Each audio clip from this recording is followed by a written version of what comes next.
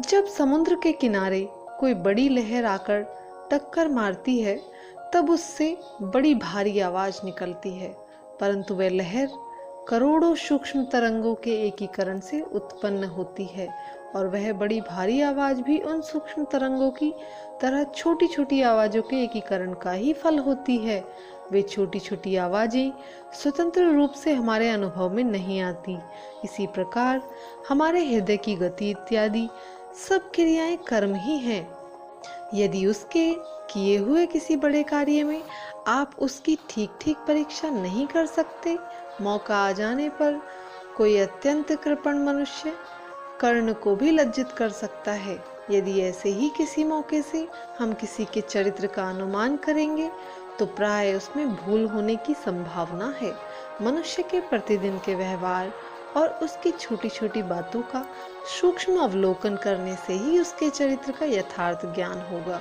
प्रत्येक मनुष्य के जीवन में कुछ ऐसे मौके आते हैं कि वह उस समय लघु तो भूलकर कुछ महत्वार्थ कर जाता है। किसी मनुष्य का दैनिक जीवन ध्यानपूर्वक और निकटस्थ होकर देखने से पता चल जाता है कि यह किस प्रकार के विचार करता है। विचारों की अत्यंत सूक्ष्म लहरें जब घनीभूत होकर दृश्यमान होती हैं तो वह कार्य के रूप में दिखाई पड़ती हैं।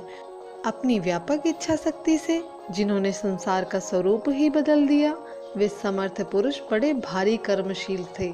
संपूर्ण संसार को उलट पुलट कर देने वाली सामर्थ्य उन्होंने अनेक युगों तक सूक्ष्म कर्म विचार करके अपने में एकत्र की थी। भगवान बुद्ध तथा सभी महापुरुषों ने जन्म जन्मांतरों से अपने मन में शुभ संकल्पों का बीजारोपण किया था। उनके अंतिम पराक्रम उन्हीं संकल्पों का एकत्रीकरण थे। मन की शक्ति का सदैव सदुपयोग करना चाहिए। इच्छा शक्ति का एक प्रचंड बल है। मनुष्य जीवन का यही बिजली घर है। इस शक्ति का जो जैसा उपयोग करता है वह वैसा ही बन जाता है। आग में जलाने की ताकत मौजूद है। कोई इस ताकत को भली ओर लगाता है तो कोई बुरी ओर। वैज्ञानिक और शिल्पकार लोग इसी अग्नि की सहायता से भाप बनाकर कारखाने चलाते और तरह तरह की चीजें तैयार करते हैं। पंडित हवन करके इसके द्वारा वायु शुद्ध करते हैं और चोर डाकू लुटेरे आदि गांव के गांव तबाह कर देते हैं। सैकड़ों को अनाथ बना देते हैं।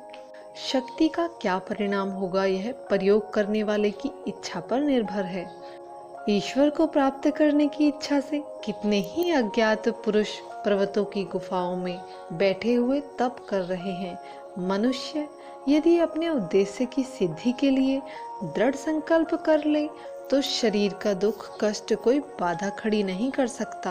पहाड़ से निकला हुआ पानी का झरना जैसे सामने की शिलाओं और पत्थरों को तोड़ता फोड़ता अपना रास्ता बना लेता है, ठीक उसी प्रकार दृढ़ इच्छा शक्ति भी सभी बाधाओं को हटाकर सफलता तक पहुंचा देती है। मनुष्य यदि किसी विषय पर विचार करके करूँगा ऐसा सोचकर उसे स्थिर कर ले तो उसे करने में वह अपने शरीर तक को होम कर सकता है। ऐसी दशा में कोई कारण नहीं कि सफलता न मिले। आज की वीडियो में इतना ही। वीडियो देखने के लिए आपका बहुत बहुत धन्यवाद। मिलते हैं संकल्प से सिद्धि के अगले भाग में। नमस्कार।